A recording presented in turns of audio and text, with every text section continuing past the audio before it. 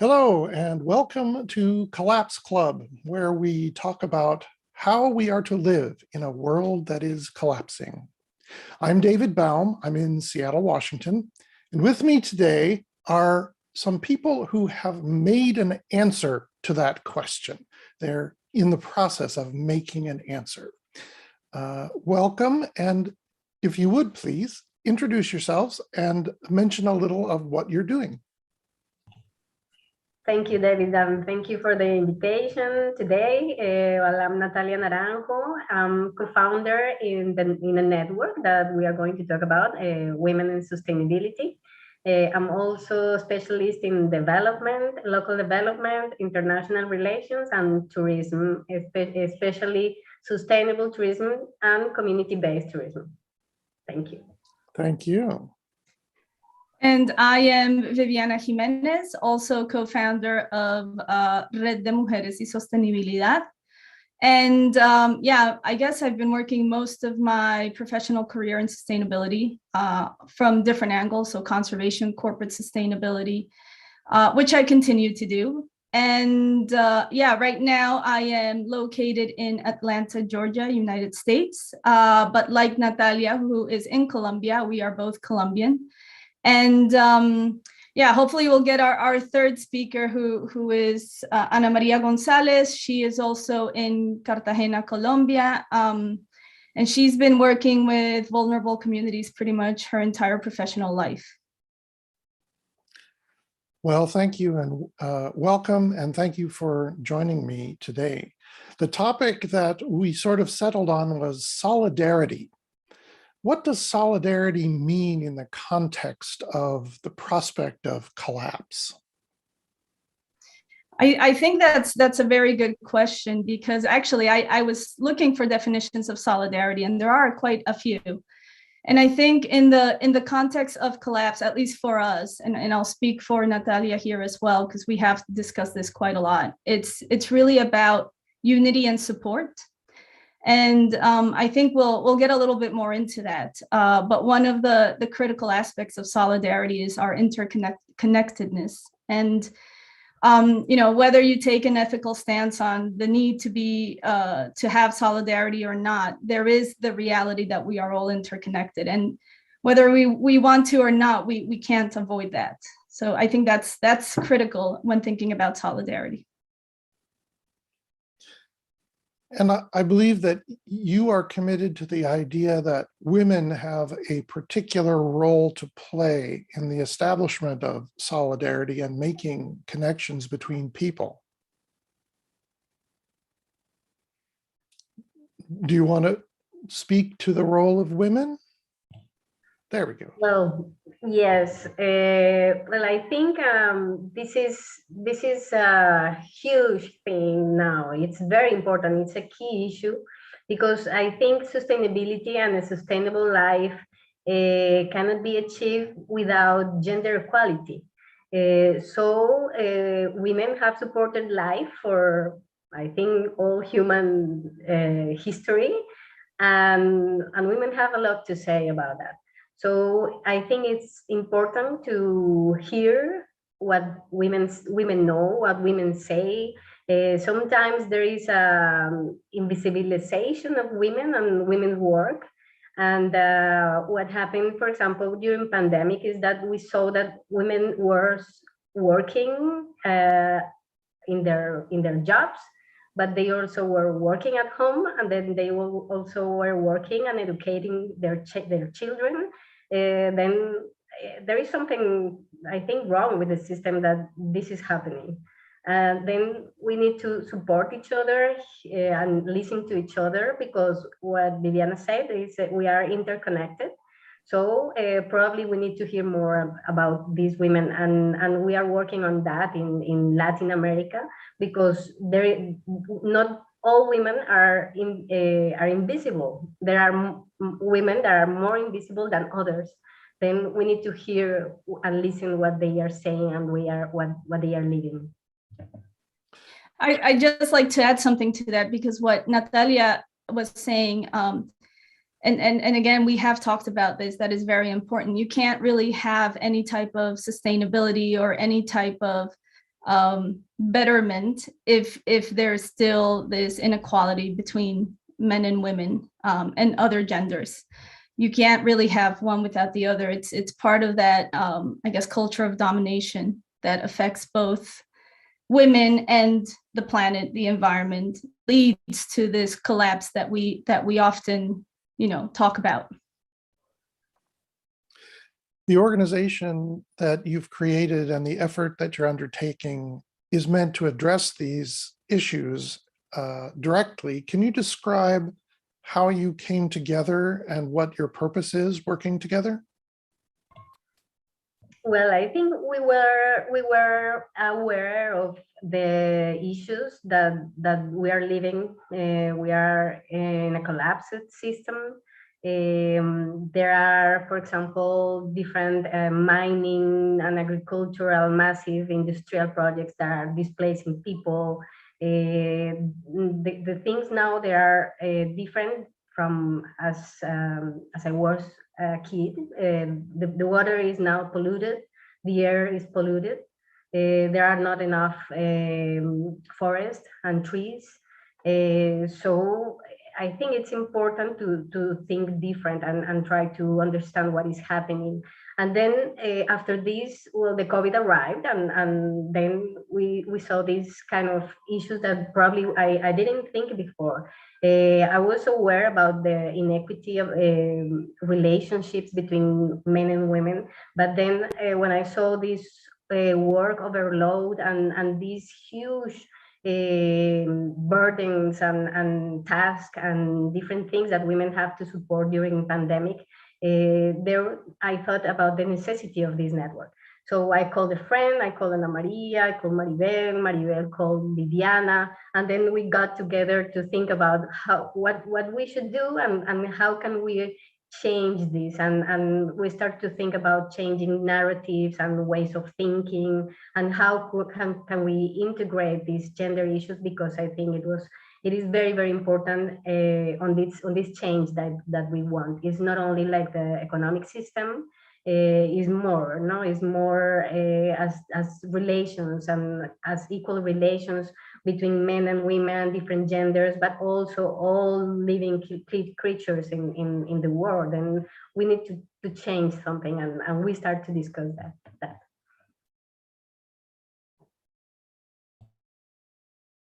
I think you're on mute. Excuse me.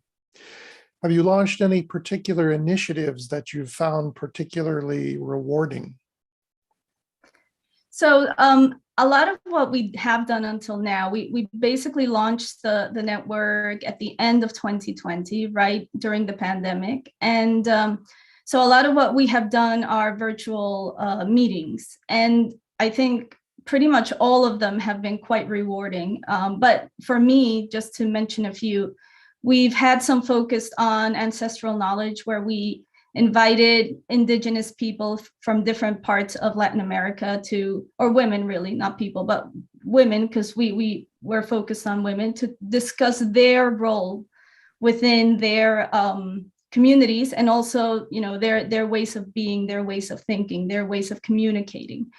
And for me, that was extremely valuable, especially when thinking about the collapse, the transition we are going through. Just having those different worldviews and being able to sit down and think about them and discuss them with people who have them is quite rewarding. I would say that for me has been one of the most rewarding, although all of them, because what has been difficult throughout this journey is, as Natalia was saying, giving that both the platform for women to speak, when we're really not used to having that platform. So it's in a way it's difficult, both for us trying to give the platform, but also for the women coming to talk and to give us their lessons and experience, because it's something that's not done generally. And also having this focus on the role of women within whatever we're talking about. So the role of women in art, the role of women in their communities, because what tends to happen, even for us, when we're focused on trying to highlight the role of women, But what tends to happen is that you have this narrative that has been historically prevalent for centuries, and the narrative is focused on men. And so because we are taught that way, and we ourselves come from that way of thinking and being and expressing ourselves, it becomes quite difficult to get out of that mindset. And so we are constantly pushing each other to, okay, but we're thinking about the role of women. And then even in our conversations, when we're focused on the role of women, we tend to always go back to the old narratives, to the old ways of thinking that we're trying to really break through. So this is has been a huge unlearning process, and very difficult. We're not, we've advanced, I think, a little bit, but we're clearly still ways to go. You talk about the disparate burden that falls on women in times of emergency, and you've talked about different ways of communicating. I wonder if you can identify particular ways in which women's viewpoints are different and more helpful than the classic narrative, which emphasizes men. What is it that's special about the way women approach these times of emergency and collapse? Well, I think in general, because of the role that has been probably not only natural, but culturally adopted by women. So women are in charge of families. Yeah, traditionally they are in charge of families. Usually, if there is someone that is not at home, it's probably the father. Usually, is the mother. Is not in every family or everywhere, but it's the tradition, and it's what it is. So women are thinking different, and they always think about the well-being of others, and we are always like thinking, how can we approach to others, understand others, and probably there are more empathy for feelings, and there is these other things that are further and different from science, that is like the big word that is so important in the Occidental culture. Like science is everything, and it has to be everything like a line. We are from here to here, but then we discovered that there are different ways of thinking, and it's not only like this, like it's linear, it's more probably circular, and there are indigenous communities also that are thinking in different ways, and probably feelings and that kind of things that probably are very difficult to describe with science are more important in their life, and energy and all this kind of different language that we have, and I think that could give another view to the world and another view to our relationships with others. I would like to add to that, because again, it is something we have discussed quite in detail in the network. And on top of what Natalia was mentioning, which is basically the role that has been assigned to women historically, there's some natural component of that, but a lot of it is social. There's also a historical component, which is this idea of being invisibilized. So women historically have been invisibilized, and that gives a different perspective. It gives a different way of being and way of thinking and way of feeling that is really complementary to the status quo. And unfortunately, up until now, until very recently, that has been the case.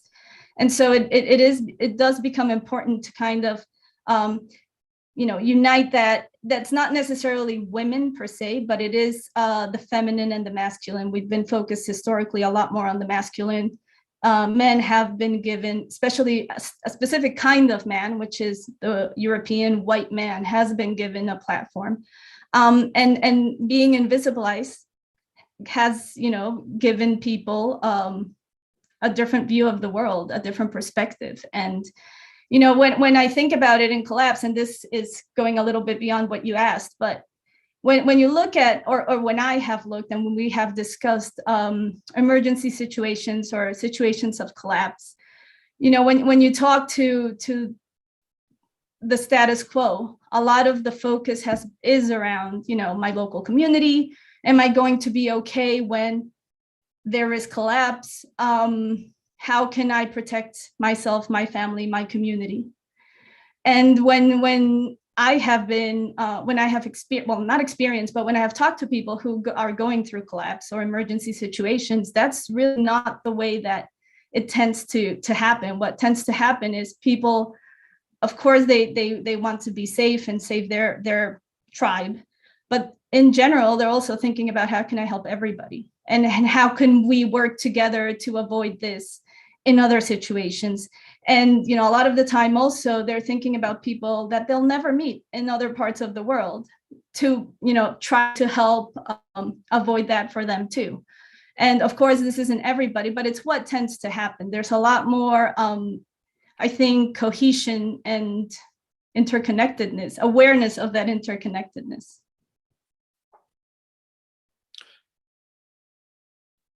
This is very resonant to me. Extrapolating a little bit from what you've said, I think what we're looking at is the loss of a comprehensive way of looking at the world, the loss of the circular thinking and feeling that binds humanity together among ourselves, but also with the earth and the other creatures of the earth and the earth system. So it sounds to me like you are talking about going in search of the generative energy and wisdom and narrative that is classically associated with the feminine and socially allocated that way, and has been systematically invisibilized in the name of science and progress and growth and profit. So you have found a path toward a universal solution that starts in gender, I think, and socially assigned gender roles. But really, it really is about all of humanity and remaking the connections we have lost. Does that sound right to you? Yes, and I would like to add, I'm sorry. No problem. I would like to add that this is a learning process. I think we are trying to figure out things, and we don't have any answer to everything. But I think we are doing our homework, and we are trying to figure out what to do, and that's within these discussions. And for example, one of the most my best. Rewarding experience is to find Viviana, to find these other women and talk about it, and try to figure out what is happening and how can we be better persons and we do better, and that's a conversation, and I think it's a conversation, and probably is not about gender, as Viviana said. It's probably how can we get close this masculine and feminine side of everyone, because we have both sides. Then it's a thing that we are discovering, and it is a learning process, and I think we learn every day, and we deconstruct our structure and our way of thinking, and by doing this, and I think that that's the experience that we are trying to have and to share with others. Yeah, I would agree. And you've mentioned solution, and I don't think that's what we're really after. It's interesting because we're writing an academic paper, and at first we thought, as academia goes, we were thinking of, okay, what's the model? What's the format? And then we kind of went, wait, but that's not what this is. And again, that's because that's the structures that have been taught to us. And it's normal that you always tend to go back to what you've learned all your life and what your ancestors learned. And so what we have realized is that what we're doing is really this process of unlearning and listening. That's really what it is. It's we think it's helpful, yes. We don't know, and also aren't seeking a solution or a tool, or but we know it's been helpful, at least for the women who have been part of the process, and we think there are valuable lessons in the process, not in the end. Well, I think that's incredibly valuable. I think there are a lot of discussions starting now from many different viewpoints, seeking the same, not solutions, but understanding, reconnection, new vocabulary. So I think it's fantastic that you have discovered a way that is fruitful for you. I think you mentioned that you have been in touch with Indigenous women and people who are living on the front lines of collapse. I wonder if you have any experiences with them, or that you've learned from them, that are illustrative that you can share. Yeah, so I think, and I'll let you, Natalia, speak after, but one thing that's been in my mind that I have forgotten to mention is this idea of intersectionality. So as Natalia was saying at one point, not all women, because we are women, experience obviously things the same way. There are women that are more invisibilized than others. And that has been an important lesson in our conversations. And, I'll give one example of actually one of our co-founders, which couldn't be here, who has experienced collapse, really societal collapse. And that's a co-founder from Venezuela. And, Venezuela for at least 15 years has been going through societal collapse. And I'll go back to what I already said, even though it's really difficult and it's really heartbreaking. And many times, she wanted to be here, but she can't really plan for it. It does bring, what I've noticed in her, my experience of her is that she is completely community oriented. And, whenever there is the possibility of helping, that's what takes precedent over anything else. And that's why I think it's also difficult for planning. So yes, that has been, at least that was one example that I wanted to give. That's my experience. There's always this idea of helping whoever needs it at any point when you're going through this collapse. Generosity could be another word. I think there have been different experiences, and it's very interesting and very motivating to hear from others, because we really are privileged white women in our world. Then there are another women that are not so privileged as us, and they are facing different contexts and difficulties. And when you see these women that are leaders now, for example, in their communities or in their initiatives and their organizations, without having any kind of the privilege that we have, it's amazing to know that people could do whatever they want, really, if they can, and if they have a little bit of support.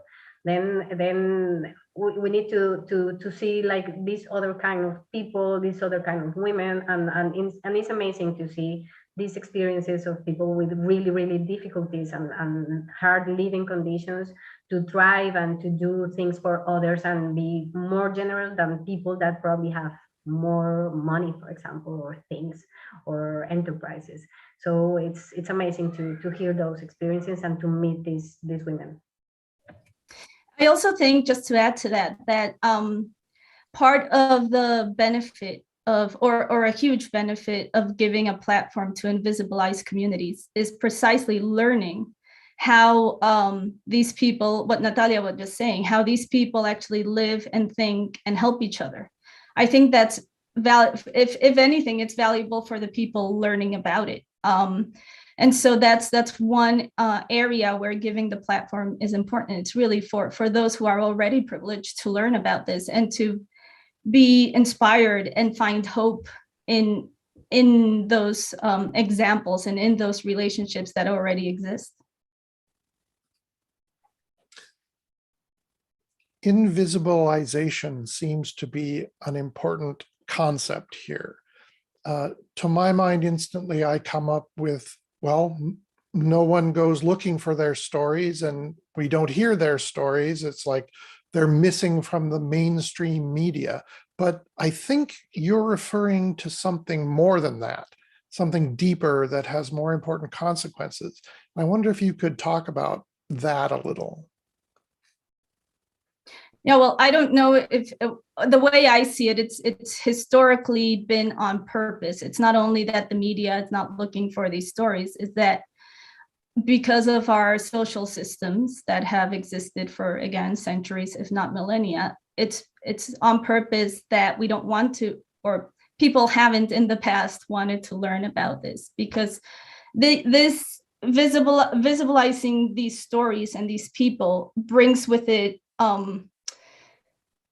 an awareness that may be difficult for people. And that's the awareness of perhaps injustice, the awareness of, pretty much injustice. And so it seems to me, at least that's how I see it, and I don't want to speak for anybody else, but that it just becomes easier to not hear these stories. And so they have been purposefully invisibilized, yes. I think there are different cases. I don't know. I'm thinking, for example, in the history in general. When you read about history, then you read about wars and these dates of conquest and heroes that goes conquering empires and countries and other people. But you never know about the histories of all these women and all these families that stay at home and have a living there, and that's the main living, probably because they were doing their homes and they were maintaining their crops and feeding the children and feeding their families, and that's the history that you never hear. You always hear is other history. Then like the main words there, or the main concept that you always hear is about the war and conquest and probably these big words that are more important in the world, supposed to be more important. But then these daily habits and this quotidianity could be, I don't know, it's I think it's the one that support life, and you never hear about the importance of that. And that's one of the sides, I think, but there are many sides of it. Yeah. Well, to me, part of it sounds like the stories we don't want to hear are repressed. When I say we, I'm taking on the role of the white patriarchal society. It's like there are things that compete with my worldview, and if they challenge me and my supposed safety or power, ability to accumulate, I don't want to hear that. And so I would repress that, giving rise to all manner of psychological and societal pathology and sickness. So it sounds to me like an extremely healthy sort of exploration. You mentioned a couple times that these people need support. And I wonder what kind of support, if someone like me or my colleagues were hearing that, what can someone like me do to support people like the folks that you are working with? I would like to add something, because probably, and it's a thing that we repeat, and what Viviana said, we are living in a structure, in a system, and we repeat things that probably we don't want to say or something, because probably if we say support to vulnerable people, we enter to a difficult world that is, for example, subsidiarity and Charity. charity, exactly, and that's not the thing. Yes, I think we all need support. Yes, we all need support, and we try to support each other, and probably there are more difficult conditions for some, and they need more support in some ways, but really we all need to support each other, and probably try to be like try to have better conditions for all. Then that means that probably there are contexts and territories and communities that need more support, so they have better conditions. Yeah, but I think we all need support to support each other, and try to listen to others, to know what I could do to with others, and to try that everyone have a better life, I think. Yeah, I love what you just said. And just to add to that, when you're wanting to support whoever it may be, not only people in vulnerable conditions, it's really about asking what do people need. And something that Ana Maria, who couldn't be with us today, says in one of her talks, which I think is the key: look around, who's not at the table, and go and find them. And so I think it's both looking for who's not there and asking what is needed. And so that has an education component. So I am educating myself about who needs to be there and who is not there and why they need to be there. That's my responsibility, and that's what I should be doing for myself. And then when everybody's at the table, what do we each need, and how can we each support each other? Thank you for that. I think the concept of charity and support is in some ways a colonial idea. I much prefer the idea that we need to support each other, and figuring out how to talk about it and then how to do it is a challenging conversation that I think we should continue to have. I think we've just scratched the surface here, and I hope we will have the chance to continue this conversation. Right now, we're getting toward the end of the half hour. You have a website, and the link is in the description below this video. If people go there, what will they find, and what should they be on the lookout for, please, at your website? So the first thing people will find is that it's in Spanish. It's meant for a Spanish audience. And so yes, everybody who speaks Spanish is welcome to take a look. And what we've done there is we have pretty much videos of all of our events. So people will be able to learn about everything that we've talked and discussed throughout the year that we've been in existence. And then we also have projects, and there's a members only area where we communicate with each other and find, common interests or projects where we can support each other. So it's really about what we try to focus on is this communication and support. Thank you. Natalia, did you have anything you wanted to add? Well, in the webpage, yes, you can find different participation of women and how we are doing these conversations. It's very, very interesting. Probably, I don't know if there is a caption. You can do translation if you want to read what is there.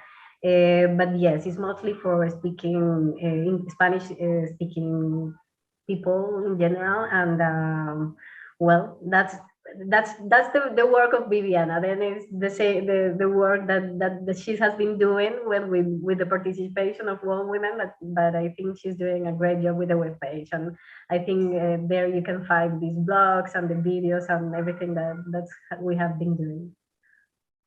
Great.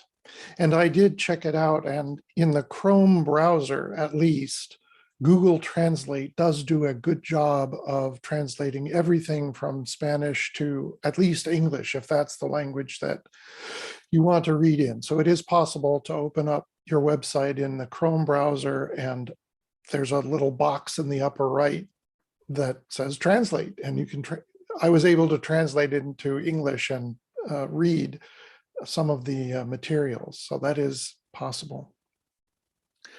I want to thank you for joining me. This conversation, I think, is a lot deeper than I understood.